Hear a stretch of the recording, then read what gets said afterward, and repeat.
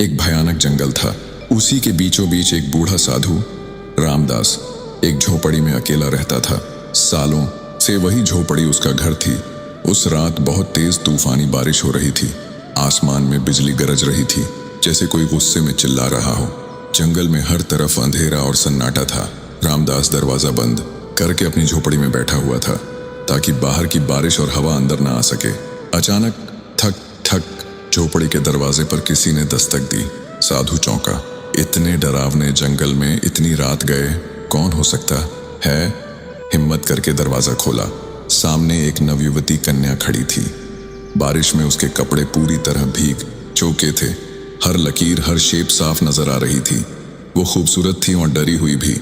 साधु ने पूछा, ए कन्या, तू कौन है? इतनी रात इस जंगल में तू यहाँ क्या कर रही है? लड़की कांपते हुए बोली, बाबा जी, मैं पास वाले कामराज नगर की रहने वाली हूँ। मेरा नाम अनीता है। मैं बहुत डरी हुई हूँ। उसकी आवाज़ थरथरा रही थी। कुछ लोग मेरे पीछे पड़े हैं। वो मुझे मारना चाहते हैं, मेरी इज्जत लूटना चाहते हैं।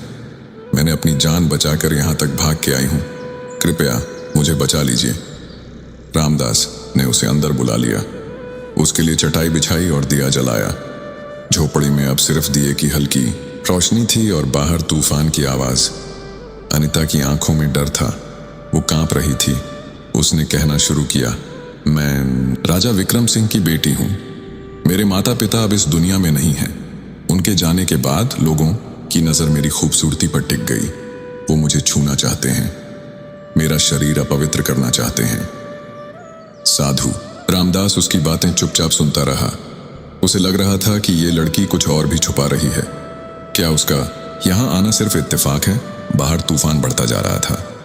झोपड़ी के अंदर सिर्फ दो लोग थे, एक बूढ़ा साधु और एक जवान कन्या। कुछ देर बाद अनीता बोली, बाबा, मैं बहुत डरी हुई हूँ। क्या आज की रात आप मुझे यहाँ रहने देंगे? रामदास ने उसकी तरफ देखा। उसकी आंखों में मासूमियत और डर दोनों थे। बूढ़े बाबा ने कहा, हाँ बेटी, आज रात तुम यहीं रहो। ये झोपड़ी तुम्हारी भी है। अनीता चटाई पर लेट गई। साधु रामदास उसे देख रहा था। वो खुद को रोक रहा था, मगर उसके मन में कुछ चल रहा था, कुछ अजीब, कोई हलचल, कोई बेचैनी। सालों से सोए हुए जज्बात आज रात अचानक जाग उठे थे। रामदास के दिल में एक अजीब सी हलचल मची हुई थी। जवानी का जोश और प्यार की एक अनजानी दुनिया, सब कुछ उसकी आंखों के सामने घूमने लगा। वो मन ही मन सोच रहा था, ये रात कैसे कटेगी? मैं खुद को कैसे रोकूंगा? उसने आंखें बंद करके सोने की कोशिश की, पर नींद आंखों से कोसों दूर थी। अनीता की भीगी हुई छवि बार बार उसकी आंखों में तैर रही थी। दिल की धड़कन तेज होती जा रही थी। इसी बेचैनी में सिसकियों की आवाज आई। रामदास चौंक गया। वो झटपट उठा और अनीता के पास गया। देखा कि वो लड़की रो रही थी। उसने नरम लहजे में पूछा, ए अनीता, क्या हुआ? तुम क्यों रो रही हो? लड़की ने कपकपाते हुए जवाब दिया, मेरे साथ कुछ ऐसा हुआ है जो मैं किसी को नहीं बता सकती। रामदास की आंखों में हैरानी थी। ऐसी क्या बात है जो मुझसे भी नहीं कह सकती? कौन सा राज है जो छुपा रही हो? अनीता की आवाज और धीमी हो गई। मैं कोई अच्छी लड़की नहीं हूं बाबा। मैं बहुत प्यास से भरी हूं। मैं भटकी हुई हूं। और फिर उसने वो बात कह दी जिससे रामदास का खून सूख गया। मैं एक आम लड़की नहीं हूं, मैं एक भटकी हुई आत्मा हूं। रामदास का शरीर कांपने लगा। उसके पैरों तले जमीन खिसक गई। आत्मा? ये क्या कह रही हो तुम? मैं कैसे मानूं ये सब? अनीता ने नीचे देखना शुरू किया और फिर धीरे धीरे अपनी कहानी बताई। बहुत समय पहले मैं रानी राधा थी। एक आदमी था अर्जुन। वो मुझसे शादी करना चाहता था, पर मैं उससे प्यार नहीं करती थी। उसने मुझे पाने के लिए काला जादू किया। मैं उसके जाल में फंस गई और वो जबरदस्ती मुझसे शादी कर बैठा, लेकिन मैं कभी उसकी नहीं हुई। उसने जब पहली रात मेरी इज्जत छीननी चाही, मैंने उसे रोक दिया। वो गुस्से में पागल हो गया और एक रात उसने मुझे मार डाला। मरते वक्त उसने कहा, तेरी आत्मा तब तक मुक्त नहीं होगी जब तक तू किसी पवित्र इंसान या साधु के साथ हम बिस्तर ना हो जाए। और बाबा, मैं तभी से जंगल में भटक रही हूं। ये सुनते ही रामदास का दिल और तेज धड़कने लगा। अनीता ने उसका हाथ पकड़ा। मैं झूठ नहीं बोल रही बाबा। अगर तुम आज रात मेरे साथ नहीं सोए तो मैं हमेशा के लिए इस जंगल में भटकती रहूंगी। उसके नरम हाथ रामदास के शरीर को छूने लगे। साधु का मन और तन दोनों हिलने लगे।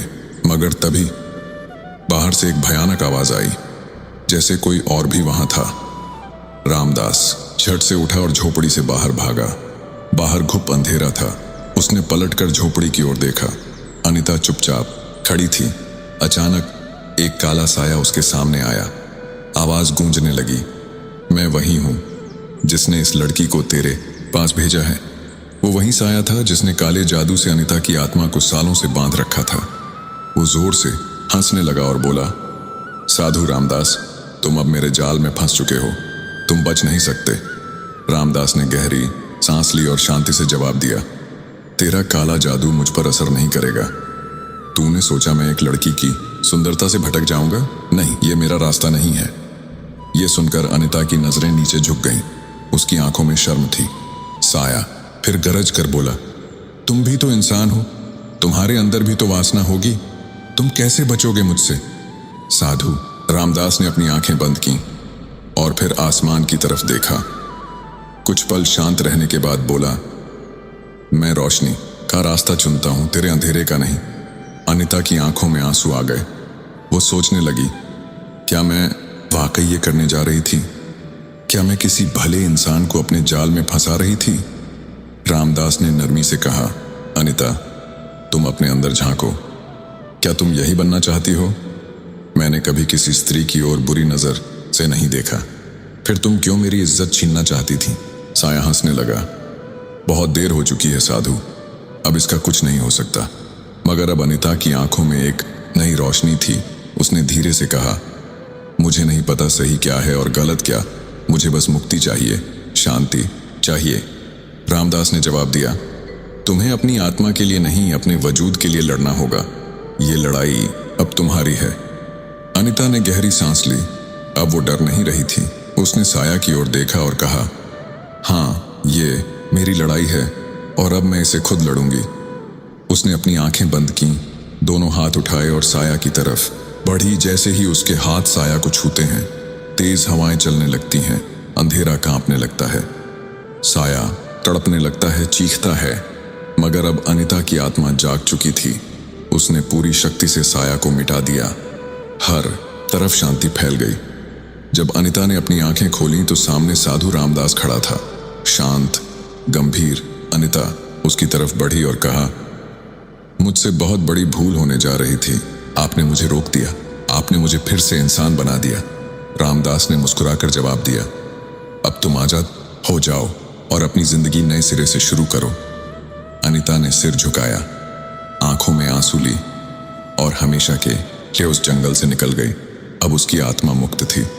वो अंधेरे से रोशनी की ओर बढ़ चुकी थी।